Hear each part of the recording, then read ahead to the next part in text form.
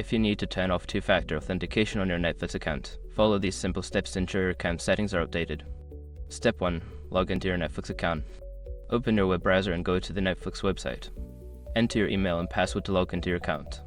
Step 2. Access account settings. Once logged in, click on your profile icon in the upper right corner. From the drop-down menu, select Account to access your account settings. Step 3. Navigate to Security Settings. Scroll down to the Security section within your account settings. Here, you will find options related to your account security features.